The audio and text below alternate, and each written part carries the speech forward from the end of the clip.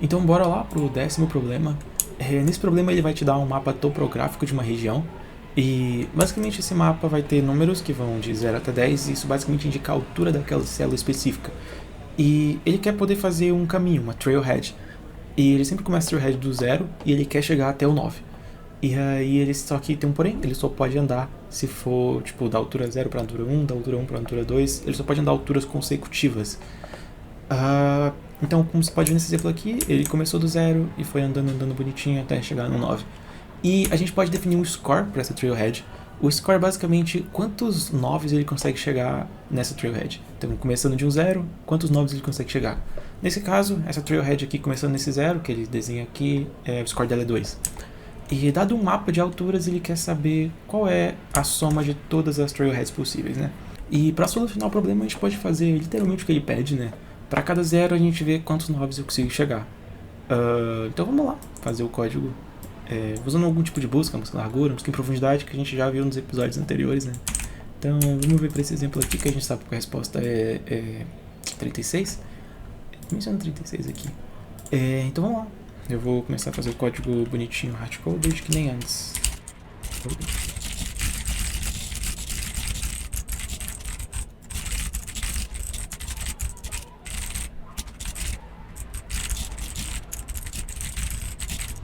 E aqui eu li o input, só que se eu ler o input desse jeito aqui vai dar meio errado, né? Porque ele vai ler a linha inteira. Então eu vou simplesmente ler o caractere, vou colocar esse caractere numa variável C, e aí eu vou usar uma trick, que é basicamente isso aqui. A gente vai pegar o caractere e vai subtrair 0. Porque esse caractere nada mais é do que um número na tabela ASCII, que vai de 0 a 255, e dado que a gente sabe que isso aqui vai ser um dígito, se a gente subtrair 0, que vai ser o offset base, né? Eu acho que o número é 48 na tabela ASCII. Mas enfim, a gente subtrai isso daqui e vai dar basicamente o número inteiro, né? O 0, 1, 2, 3, 4. É basicamente uma subtração de offsets. Se fazer na mão, você vai entender. Agora a gente precisa passar por todo mundo e começar essa busca dos zeros. Então vamos iterar de novo por todo mundo, fazendo esses dois fors aqui. E se o meu grid na posição IJ for 0, eu posso fazer minha busca, né? Então eu só busca de IJ. Eu vou criar uma variável global para ser a minha resposta, então eu zero ela aqui, e também um array global de visitados, que eu vou zerar ele aqui. Então, 7. Beleza. E aí agora eu vou criar uma outra variável chamada ens aqui. Na real eu vou trocar o nome dessa variável, porque eu estou fazendo um shadow aqui, né? Então o score vai ser 0, e aí agora a gente vai calcular esse score com a função de DFS, que é fazer a busca, né? Ela recebe um int i e um int j, e eu vou fazer de novo aquele mesmo esquema que eu já estou explicando de dx, dy, que eu já expliquei nos outros dois problemas, tá?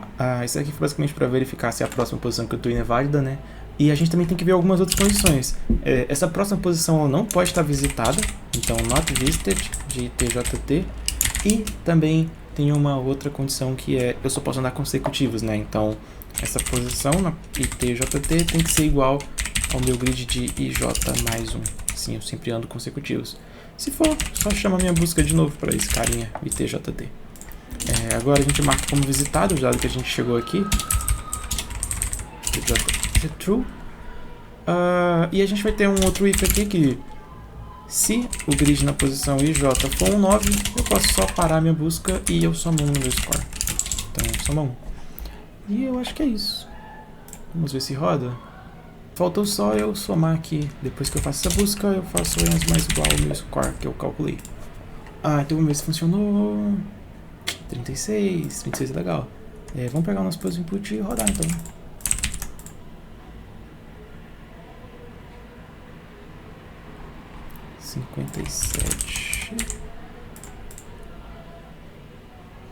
$798. Vamos ver se é 798 mesmo. Foi! Agora eu vou parte 2 e já volto. Eu li essa parte 2 e agora como ficou interessante. Ele quer saber o número de diferentes hiking trails que ele consegue fazer. Então, dado que a gente fez uma que chega até o 9, mas a gente pode chegar de várias formas possíveis, né? Então, como ele mostra aqui, a gente pode vir por aqui, a gente podia vir por aqui, a gente podia vir por aqui, né? E a resposta desse caso aqui seria 3, né? Porque para esse 0 a gente chega em 3. E a gente quer basicamente tomar o rating, que é a soma de todos os scores desses novos scores dessas trailheads, né? Agora o problema fica complicado, porque se a gente for fazer essa mesma coisa que a gente está fazendo agora de uma busca para cada um, só que para todos os caminhos possíveis, isso vai ficar exponencial, isso fica perto de exponencial. E dá para se aproveitar disso e fazer uma solução que é n vezes m, né? Dado que n é o número de linhas e m é o número de colunas, dá para fazer uma solução que é n vezes m. Então eu vou tentar dar aqui uma intuição mais ou menos do que dá para fazer, né, nessa solução de n vezes m. E depois eu explico um pouco mais da teoria por trás, ou pelo menos a nomenclatura, para quem quiser pesquisar depois poder dar uma olhada. Então vamos lá, começar.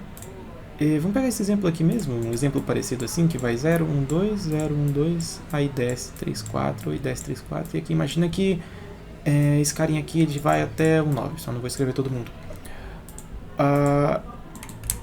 O que a gente pode fazer, né?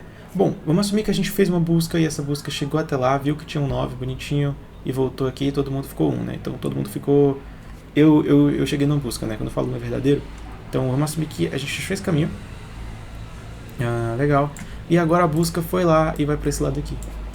A gente precisa mesmo percorrer de novo todo esse pedaço aqui que a gente já percorreu? Porque, não sei se você concorda comigo, mas dado que a gente chegou nesse quadro aqui, a gente vai fazer exatamente o mesmo caminho que a gente já fez quando a gente veio desse 3 aqui. Então se a gente veio desse outro 3 aqui, nada muda, né? Nada muda, só muda do lugar de onde eu vim, mas o resto que eu vou fazer pra frente não muda. E dado que não muda, por que eu só não posso salvar isso e toda vez que eu for visitar lá aquele lugar de novo, eu só recupero a resposta que eu já fiz, né? Claro, se eu nunca passei por lá antes, eu vou, calculo bonitinho a resposta daquele lugar, mas se eu já passei, não tem por que eu fazer de novo. E isso é uma técnica que se chama memorização, porque a gente está basicamente memorizando esse ato de salvar a resposta que está lá dentro e pegar de novo quando a gente precisar, isso chama memorização. E isso aqui vem de uma coisa chamada programação dinâmica, ou DP, né, de Dynamic Programming. Então, quem quiser pesquisar mais sobre, dá uma olhada nesses termos aqui, pesquisa em inglês, por favor. E vamos lá, né? Vamos pensar nessa ideia. A ideia é basicamente isso. A gente salva quantos caminhos a gente conseguiu chegar partindo daquele nó.